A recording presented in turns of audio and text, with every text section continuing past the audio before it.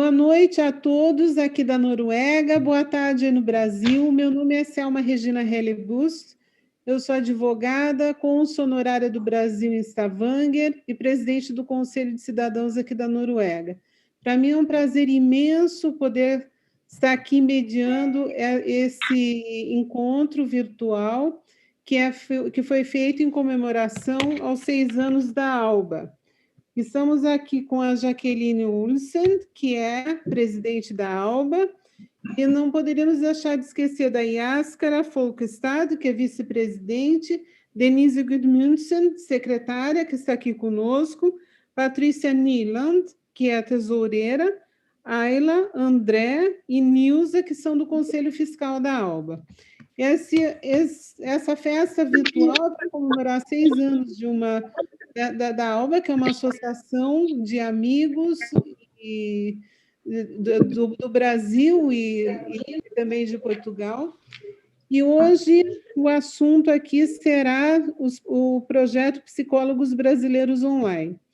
Eu gostaria de começar esse encontro dizendo que eu vou fazer uma breve apresentação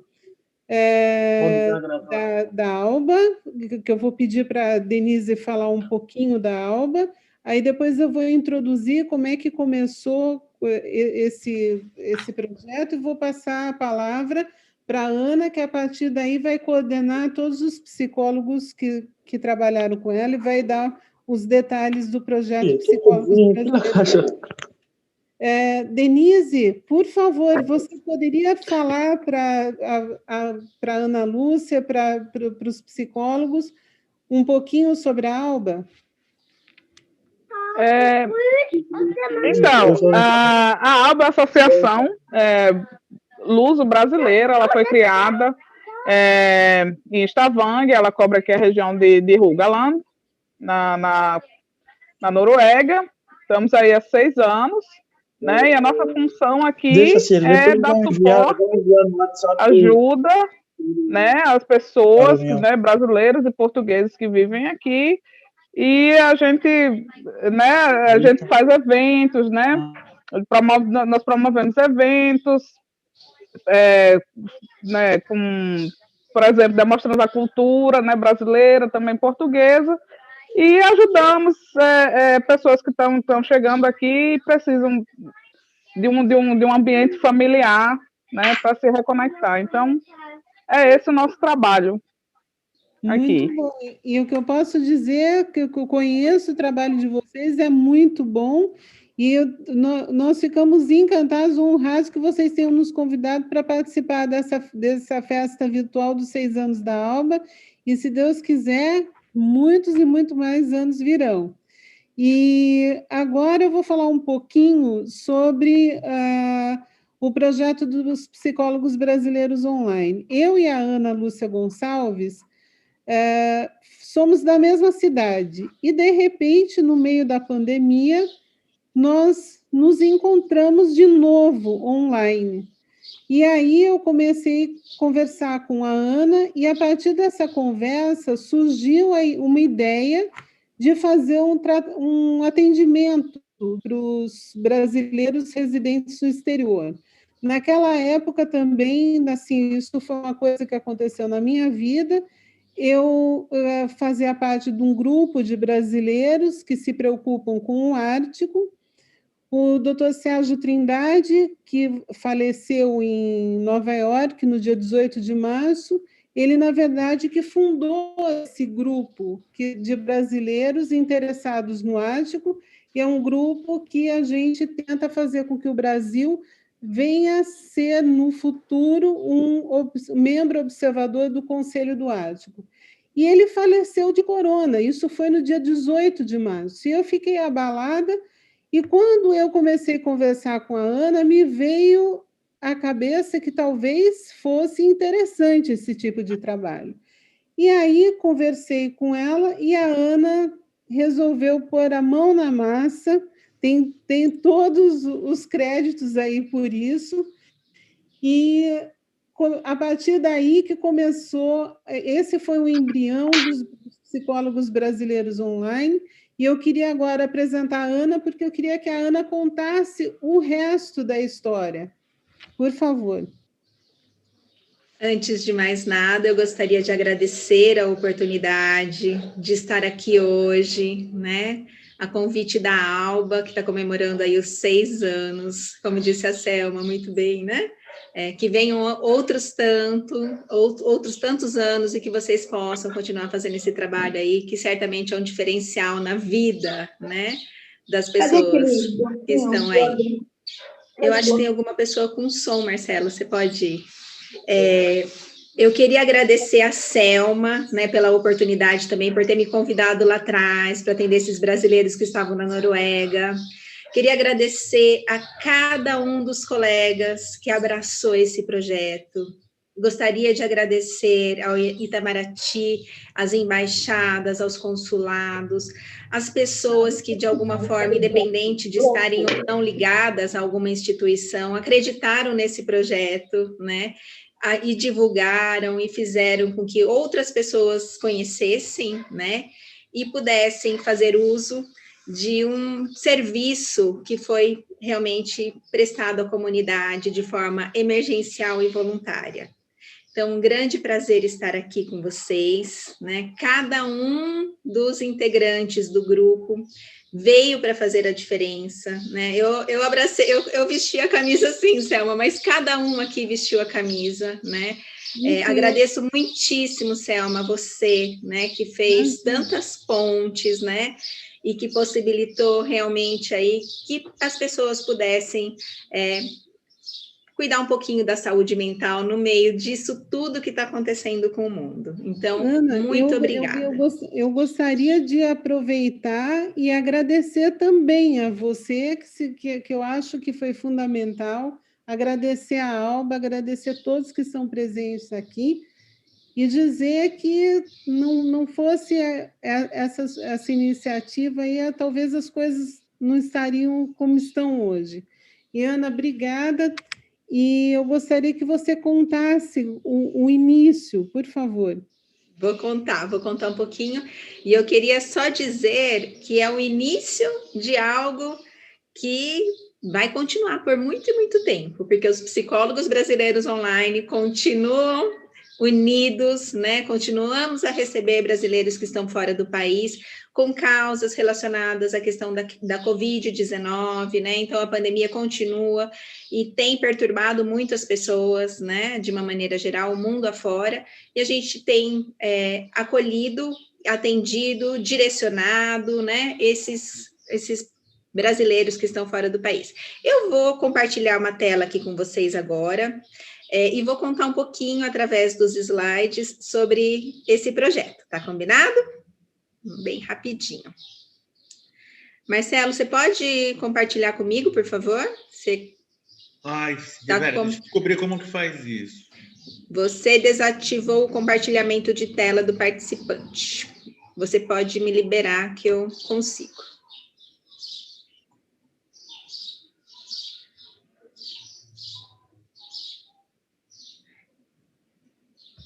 E é muito interessante, né, gente? Porque quando eu digo que eu agradeço a cada um que acreditou no projeto, né? Teve um dia, vou contar o que aconteceu. Eu estava aqui, de repente eu comecei a receber gente da Inglaterra, né? Pronto, Ana. Obrigada. E comecei a receber, eu falei assim, nossa, como foi que começou a vir tanta gente, né? Me chamou a atenção aquilo. Aí eu fui, porque eu tinha uma das perguntas ali, que era, como você ficou sabendo do projeto? E aí as pessoas respondiam, e vinham assim, foi no grupo tal, no grupo tal. Aí eu fui atrás para ver, eu falei assim, nossa, mas eu não postei nesse grupo. Quem será que postou? Imaginando que tinha sido alguém do projeto, ou alguém, né, conhecido. Não, tinha sido um brasileiro que morava em Londres, e ele era um advogado, e quando ele leu sobre o projeto, ele ficou encantado e resolveu compartilhar. Só que naquele dia, ele compartilhou, naqueles dias, né? Ele compartilhou em mais de 50 grupos, né? Então, isso é muito, né? Muito gratificante, né? E aí faz com que a gente acredite cada vez mais, né? Vale lembrar que é um projeto que não investiu estou colocando aqui agora, dividindo tela aqui com vocês, no tráfego. Deixa eu só colocar na versão apresentação. Opa, só um minuto. Vocês estão enxergando bem? Sim. Estão enxergando bem? Então, esses primeiros slides, eu vou passar de uma forma um pouquinho mais rápida para a gente poder focar realmente no projeto em si.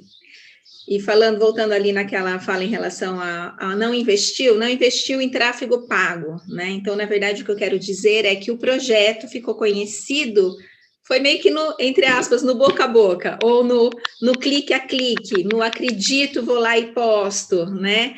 E os colegas todos, né, postando nas redes sociais, enfim, as páginas das embaixadas, postando no Facebook das embaixadas, dos consulados, né? Então, a gente teve esse apoio que fez com que o projeto realmente se tornasse conhecido. Eu sou grata a cada uma dessas postagens, porque certamente, né, ajudou pessoas aí.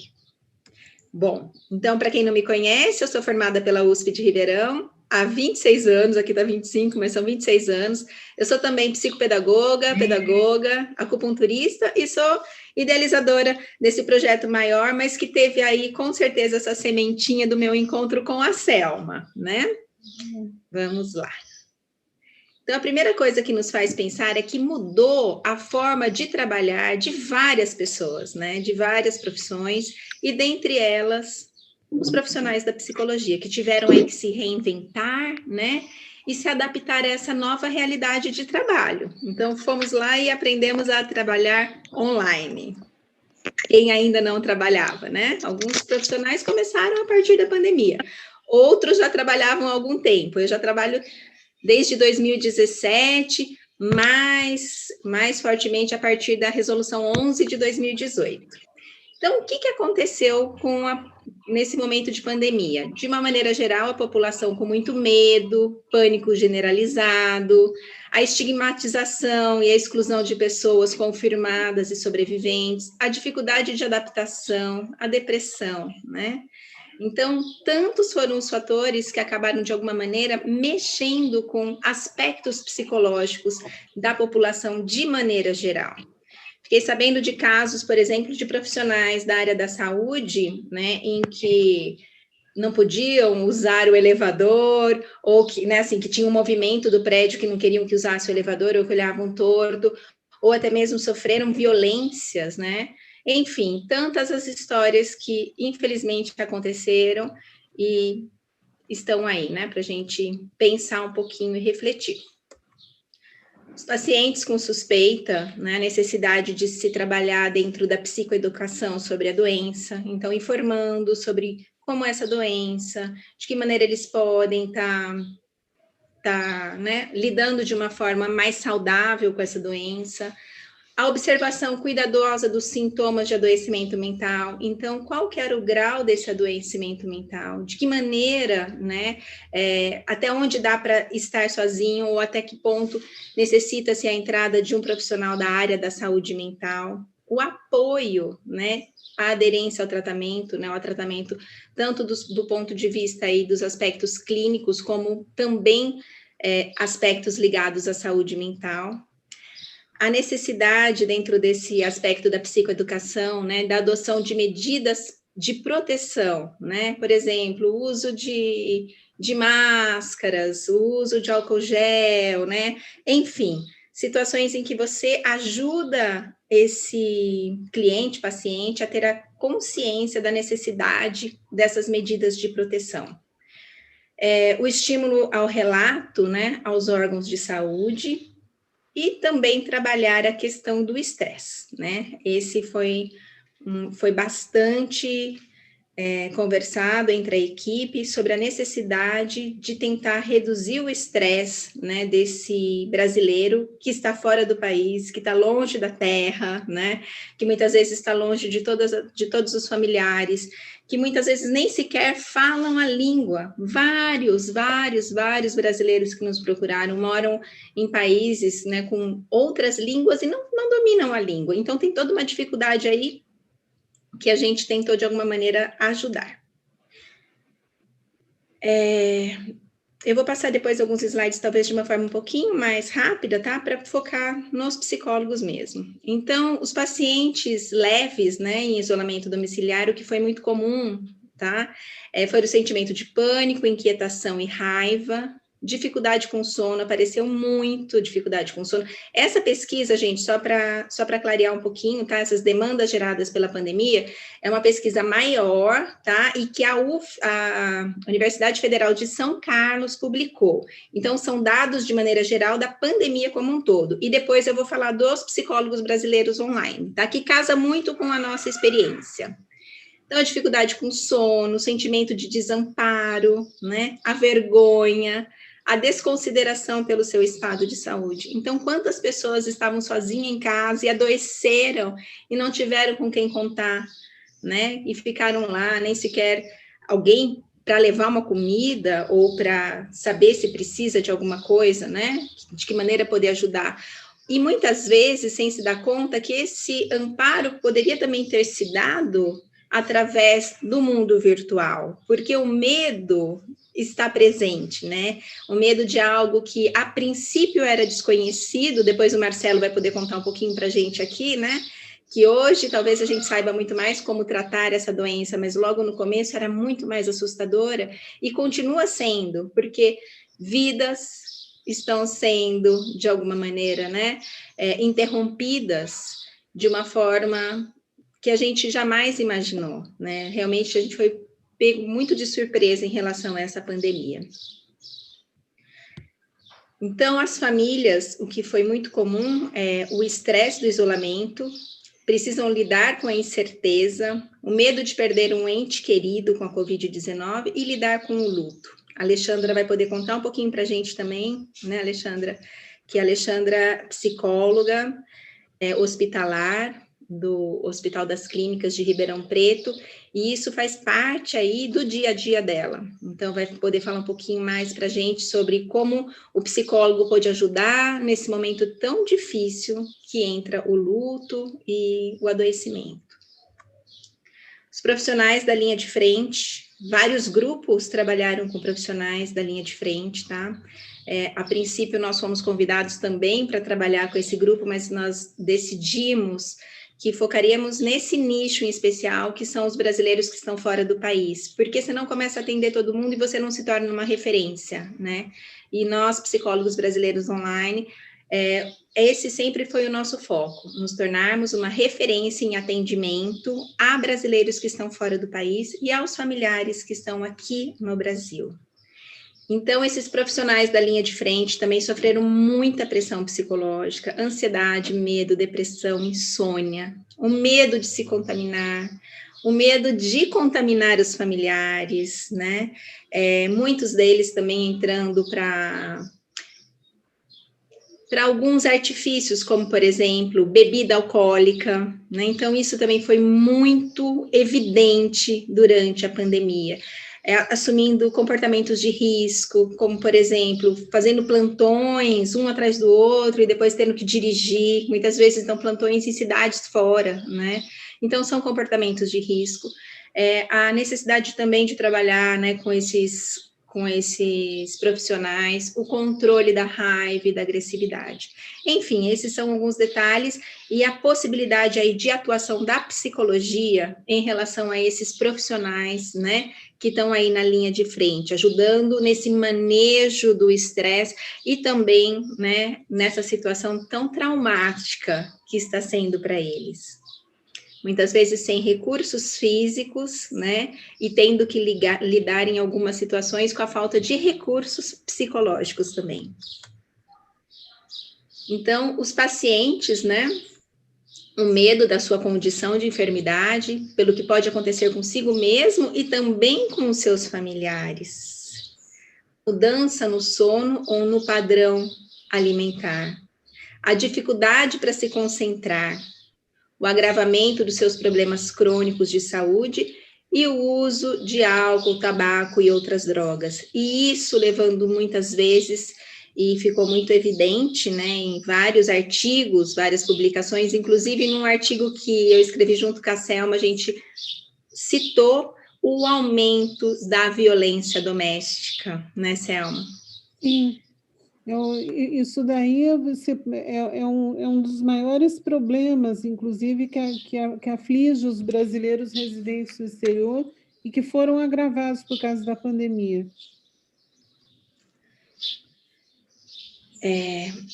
Paciente em fase inicial, muitas vezes entrando em aspectos de negação, sem levar em conta aí a seriedade e as consequências da doença, a raiva, medo, ansiedade, insônia, comportamento agressivo, inclusive com o psicólogo, né? Do tipo, como é que você não vai me atender presencial? Mas a gente estava tão acostumado, né? Naquele modelo de atendimento, eu não entendo nada de internet, eu não quero ser atendido dessa forma, né? Sem entender, né, que era um momento em que muitas vezes a gente tinha, sim, que se proteger, e era uma forma, inclusive, de proteger esse paciente. Então, isso também foi algo que acabou aparecendo bastante. O risco de suicídio e autolesão, né? A autolesão é algo que aparece bastante também, porque principalmente entre adolescentes, né? Porque muitas vezes eles acham que um ferimento, né, no próprio corpo pode, de alguma maneira, amenizar a dor mental, né? Sem se dar conta de que é mais um problema e que o que tem realmente que ser tratado é esse mundo interno, né? É a necessidade aí de cuidados com profissionais da área de saúde mental, muitas vezes não só a psicologia, mas também com a entrada da psiquiatria, né? A gente tem que fazer realmente bom uso de toda essa rede de apoio e de possibilidades aí de tratamento. Pacientes em isolamento, com dificuldade com sono, sentimento de solidão aumentada, medo devido aos riscos da doença, culpa pela possibilidade de ter contaminado outras pessoas, vontade de abandonar o tratamento e expectativas irrealistas e altas a respeito do tratamento. Pacientes com dificuldade respiratória, né? A Alexandra também muito provavelmente vai contar um pouquinho para a gente aí, né, Alexandra? O quanto isso causa extrema ansiedade e dificuldade para que essa pessoa possa se expressar.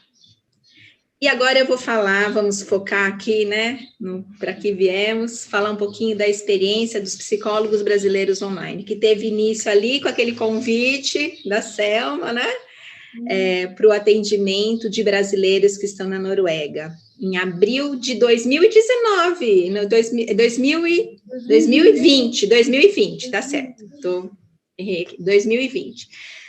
Ao longo do ano 2020, então de abril até dezembro, 204 pacientes foram atendidos, né, com 470 atendimentos.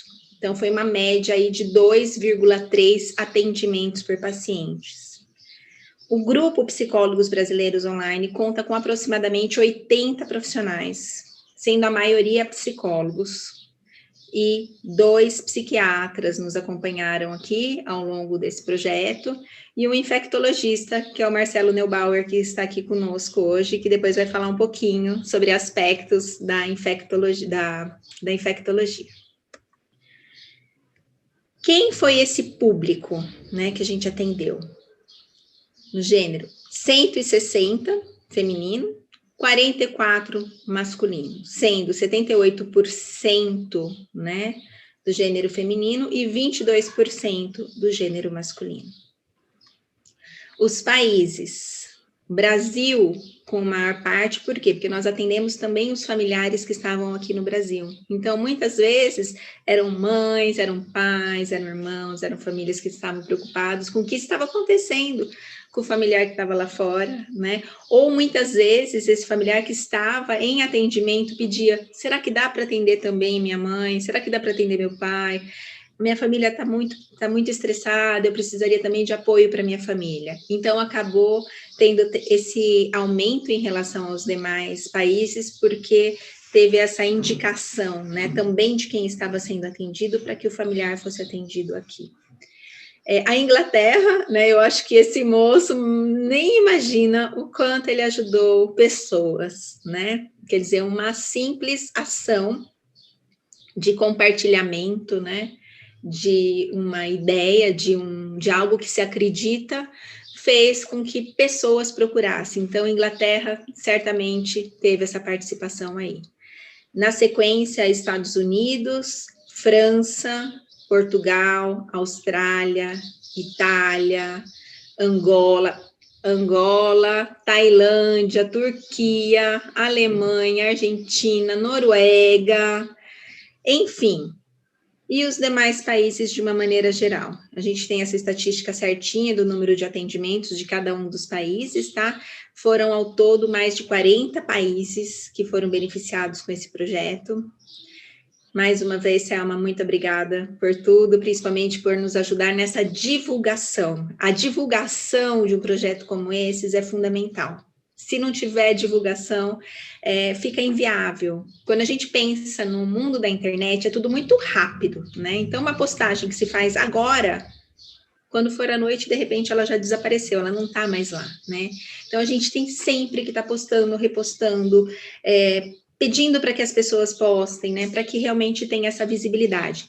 Ainda mais quando se fala em tráfego orgânico, que é isso, né? É quando você não paga para ser visto. Porque quando você paga, aí a conversa é outra, você tem uma visibilidade muito maior. Mas no nosso caso, não entrou dinheiro, né? Entrou realmente, assim, essa questão do tráfego orgânico. Então, aqui uma visão geral também para vocês em relação aos continentes, né? E a proporção, de que maneira que teve esses atendimentos. Eu não vou falar um por um, mas é mais para o aspecto visual mesmo, né? Para vocês terem uma noção. Com relação à faixa etária, né? De uma maneira geral, a maior parte aqui, se vocês podem acompanhar, entre 21 e 42 anos. Quando a gente olha para o público masculino, né? Eu estou bem com o slide bem aqui, eu não consigo enxergar, mas eu acredito que seja 39 anos, é isso? Isso. Imagino que seja isso, 39 anos. Isso.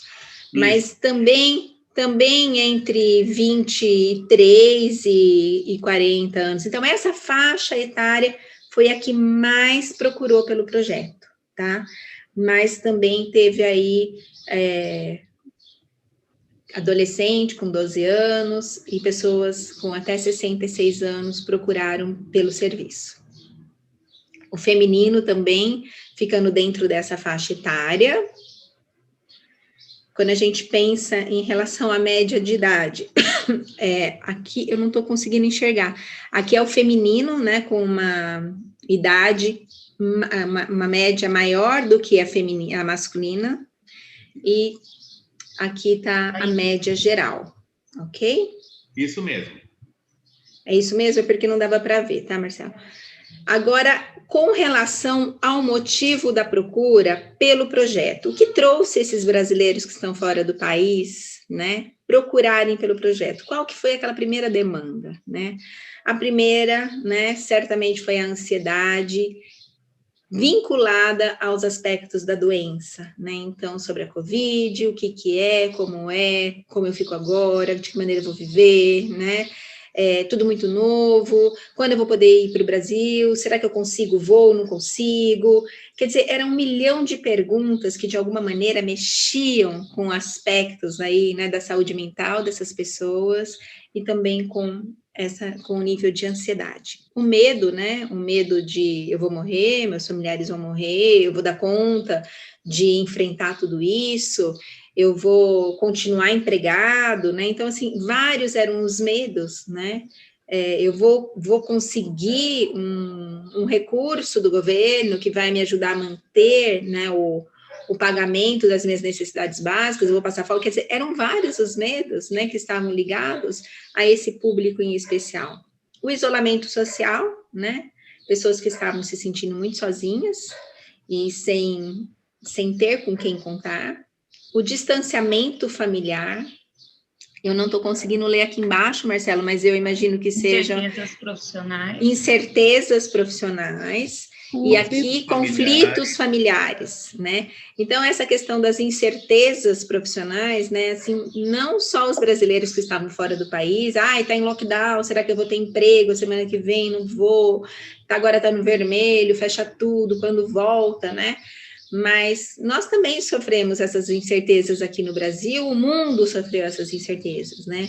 Mas, com certeza, essas incertezas acabaram, sim, mexendo muito com aspectos psicológicos dessas pessoas, né? Os conflitos familiares, né, que surgiram, eu falo que ou as famílias e os casamentos, entrando aqui nos conflitos conjugais, se uniram muito durante essa pandemia ou se desestruturaram totalmente, né? Eu acho que foram os dois lados aí, realmente, da moeda. O que estava adoecido, adoeceu de vez e não deram conta e teve um rompimento, né, assim, de uma maneira geral, vamos falar, e o que já estava, de alguma maneira, integrado e com os aspectos saudáveis aí da relação e da família, né, que estava bem, eu acho que puderam se fortalecer ainda mais e seguir em frente.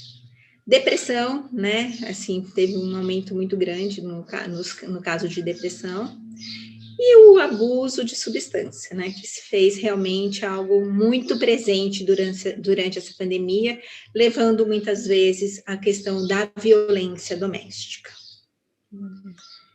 E aqui, voltando um pouquinho, né, então, essa foi a demanda, a minha apresentação basicamente para aqui, e eu tenho agora a honra de contar para vocês aqui que estão nessa live, né, que hoje, exatamente hoje, né, foi colocado e disponibilizado um e-book, não só um e-book, mas também a possibilidade de uma versão impressa, tá? Para quem quiser aí uma versão impressa, do livro Psicólogos Brasileiros Online, que estará disponível provavelmente a partir de amanhã ou depois. Eles dão 72 horas para a gente, tá? Mas aqui está o resultado do nosso trabalho na Amazon.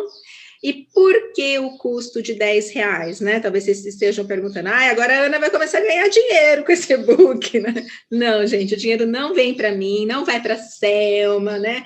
Não vai para o Marcelo. Esse dinheiro todo vai ser revertido para Arte e Convívio. A Associação Arte e Convívio é uma associação muito séria. Quem quiser saber sobre essa associação, vocês podem também encontrar no Facebook e no Instagram. Eles estão há mais de 25 anos trabalhando com saúde mental, né? Inclusive, já ganharam dinheiro da Unesco para manutenção dessa ONG. É uma instituição que eu respeito bastante, né? E fiz questão de indicá-los, para que, de alguma forma, o nosso trabalho continue ajudando a saúde mental mundo afora. Essa era a minha apresentação. Eu quero agradecer muitíssimo, né, a atenção de vocês.